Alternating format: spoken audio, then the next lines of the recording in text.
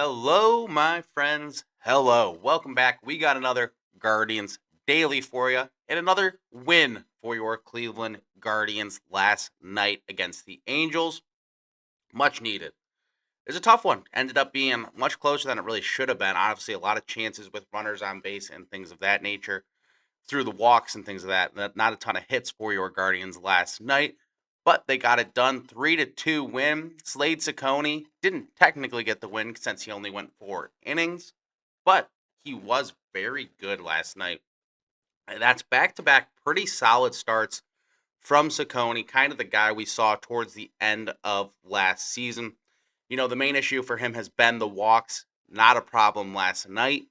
And I mean, yeah, it didn't go. Well, he went 4 innings, no runs, a lot of strikeouts for him, especially not a strikeout guy. More than 7 or 8 strikeouts last night. And yeah, that's what you need from Ciccone. Obviously, it's not like he's your ace. He's your number 4 starter in this rotation. And obviously, he's probably been your worst starter, maybe Bibee, but Bibby's been better of late as well. But if Bibby's getting better and Ciccone's getting better, and the other guys, actually, Gavin wasn't great last time, but they keep doing what they've been doing, then you really have something special here because this rotation is filthy. Joey Cantillo's been really good all year. Parker Messick, he's on the mound today. We'll talk about him in a little bit. But there's a lot to like in this rotation. Obviously, Gavin's been one of the best in baseball this year. Um, yeah, this is what you kind of want Slade to be. This is what you wanted to see from him. The last 2 starts, he's been much better. You know, he's not a guy who's going to go super deep into games. Obviously, we saw it a little bit last year. He did.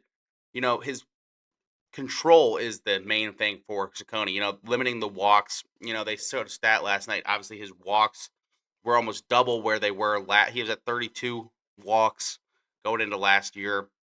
He's already at 16 so far this season, so he's already well on pace to pass that. But it kind of similar to last year, he was bad. I don't want to say he was bad. Last year, his struggles definitely were early in the season, similar to this year. So you hope maybe this is just a pattern for him. He gets off to slow starts and can be that guy he was towards the end of last season, going down the stretch through the dog days of summer this year. So that'll be interesting to see, but much needed from Ciccone. And yeah, the offense just did enough. Obviously not a big explosive night at the plate. Actually got out hit almost by a lot by the Angels last night, but they were timely. They got the right sack fly, things like that. Red hot, he had the sack fly late in the game, that insurance run that ended up being a big one. And obviously, Cade Smith came in and closed the door. We'll talk about Cade and the bullpen in a second here. Want to give Rocchio some love, though, because he's been really the engine that's stirring this offense right now. And, doing it all in that number 9 spot. Obviously, that's his home down there, setting things up, getting on base, driving in those lower end of the lineup guys. Obviously, they've been better of late, too. Like, I feels like almost we get this season, the production from 6 through 8 has been more than 4 through 6. I guess 6 would be in both, but you know what I mean. Like that middle of the lineup, that's been where the struggles have been for like the Manzardo, who has been better lately, Hoskins, Fry. But you've seen it from Schneemann, Martinez consistently this year. Martinez went deep last night. That was a beautiful swing out to right. You stayed back on that changeup from Urena, who was really good last night. He had some filthy stuff too. So it wasn't like he was an easy guy. Like he was giving Guardians hitters fits last night. He had a really nice changeup working for him. But that was the pitch Martinez hit out. He almost hit another one out later, but Joe Adell robbed him at the wall. That kind of been his thing this year for the Angels. But the bottom of this lineup's where a lot of the production has been, and the guy who's been the best at that has been Brian Rocchio in that number 9 spot, and then turning it over to the top of the lineup and trying to get on base, give them opportunities. But he's also been a really good RBI guy for them this year. With runners in scoring positions, he's been one of their best hitters, if not their best hitter this season. So a lot to like with Brian Rocchio. And I think there's a home for him there. He's never going to be, well, I guess not, maybe not never, but I don't think he's probably not going to end up being like a leadoff or a top of the lineup hitter and a guy whose bat you just rave about and he's one of your best offensive guys. But if you put him down in a 9 spot, he can do it all of what you need down there. He's a really good bunter. He can control. He's a really his this year is definitely the best we've seen it in terms of he's just going to put the ball in play and give you a chance, when you need it, which is sometimes all you need down there in that spot. And then just try and find ways to get on base. Obviously, he's one of our better hitters this season. Obviously, down the stretch last year, he was on fire going into the playoffs and was good in the playoffs as well. Obviously in that run to come back and win the division title last year. He was a huge part of it. Obviously, the biggest part of it with that walk off against the Rangers in that last series of the year, to actually get home field for the Guardians against Detroit. Obviously, didn't go their way. But point remains Rocchio, and then he just kind of picked up where he left off. He had a nice spring, and then he's been really good in that number 9 spot, setting things up for the top fielder. So wanted to give a shout out to Rocchio and really an important piece for this Guardians lineup, especially when they're not going to be the most explosive offense. So a guy like that down at the bottom, creating havoc on the base pass, playing really good defense at shortstop, which he has been. Obviously, there was a couple errors last weekend that kind of out of character for him, but he is a darn good shortstop.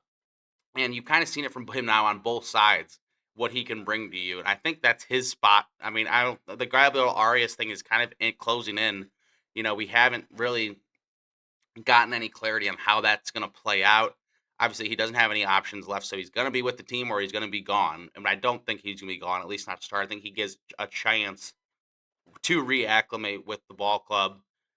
Whether that really is at shortstop, like I don't think that is really an opportunity. Like that's where his best position starts shortstop as well for Arias.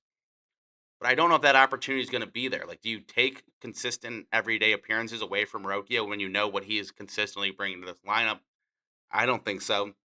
You can't slide him back to second because that's Bazana's spot now, and that he's not going anywhere.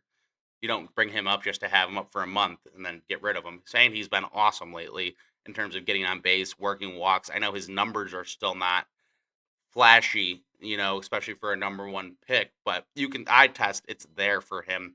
He's starting to look much more comfortable at the plate and as well as at second base. So you're not doing anything there. Can Arias kind of revert back? He used to be a guy who can play some outfield as well. Do they mix him in there? Do you mix him in as just your last utility guy? Like, I kind of try and have him do what Schneemann and Martinez have done so well this year. Is Arias kind of just fit in there? He can play a little bit of third for you if you want to give Jose a day off. Like, is that where it's going to be? He's also played first in the past. He can play anywhere, but do we want him to? And that's still a ways away from Arias. That hamstring injury seems to be kind of hampering him. Obviously it was been a 2-month injury almost. So serious there. Obviously you want him just to get back and be healthy and be able to physically do everything before you even worry about where's he playing, how often is he playing, how's he going to be at the plate, things like that. You just want him to be physically able to do it all for starters. So that'll be something to keep an eye on when he's approaching his return to the team, how they want to do things there, you know. But it'll be interesting. I think, like I said, I think those middle infield spots are kind of locked up, especially with how good Brian Rocchio's been for this Guardians lineup. And like we said, the bullpen has been really, that's been a talking point this year. A lot of the familiar names are gone. Obviously Clase last year with his cheating, suspension, gambling, however you want to label it, he's gone. Cade Smith came in and filled that closer role and kind of got off to a shaky start last year when he was moved into that spot, settled in. Similarly, this year, kind of a shaky first month of the season for Cade, but he's been lights out lately. So you've kind of seen him settle into that role. This season, he's been really good over his last 10 appearances. Lights out for that back end of the bullpen, obviously in that closer role. Hunter Gaddis kind of got off to a shaky start after he came off the injured list, but he's been better lately. He actually got the win last night against the Angels, since Slade was unable to go past 5 innings. So you got those guys. You got Ailman. You got these new guys coming up. They're trying things out. You got Tim Herron still there. I think Sabrowski's been really good. So you're finding, I think you've kind of got an idea of what your big arms are going to be. Your high leverage arms are going to be Sabrowski, still going to be Gaddis. And then obviously Cade Smith is locked in that closer role. Obviously Ailman they just brought up. He's got some filthy stuff. Did give up a homer last night, but you can see the velocity and the movement on his stuff. So there's some excitement about him. And then obviously, yeah, they're going to keep working these minor league guys in. Festa's still here. Who knows how long Festa will be there? They love just having Festa eat innings, but gosh, he is. When you put Festa in high leverage, it's a Mesta. I didn't like that pun either. You shouldn't like that. That wasn't very good. But we're trying things out here. It's Tuesday. It's a Wednesday morning. We're trying things. But yeah, Mesta probably won't be here to stay as a little bit of pun for us. But Festa's been a bit of a problem, for years now, and he's one of those guys. As soon as he gets in the game, and especially if he makes a mistake, that Guardians Twitter gets up going quickly. He's a guy who gets frustrating, and Stephen Vogt seems to trust him because he puts him in high leverage. He puts him in whenever they need someone to go eat a couple innings. You know, so there's still something there with Festa, but you know who your guys are in the back end of this bullpen. I think they could still use one other arm. Obviously, Armstrong's there as well. He's actually been pretty good pickup as well. But you kind of know where things are. I think they could still use one more at like deadlines and things like that. I think as of now, like this team be buyers? I saw some talk about some of the guys on the Angels we saw last night being potentially available and being good fits here. I think that's always been a team we've circled. They had Taylor Ward. Obviously, I don't think Trout's going anywhere soon just because that contract. Unless if the Angels want to take some of it, Mike Trout would be great. We'll give you some prospects. Joe Adele. There's some guys over in like Soler, I think will be available. There's some bats over in that Angels clubhouse that you're getting a firsthand look at this week if there's any interest. You know, we saw with the Patrick Bailey move. Is this team going to be buyers? I know we're still ways away from the deadline and really knowing where they're going to be at that point and how you make decisions like, oh, we're going all in or we're selling or we're trying to get prospects and we're giving up Quan or things like that. A lot of time before those decisions need to be made, and we have the information to really make the right decision and an educated decision there. But fun to think about. So as we go in, we got this Wednesday afternoon going for the sweep. You got your guy who's been really good this year, Parker Messick, on the mound. Afternoon baseball. Go get it done today. Go get it done today for your Cleveland Guardians. A sweep would feel nice. It's nice they already won the series. They needed to win a series.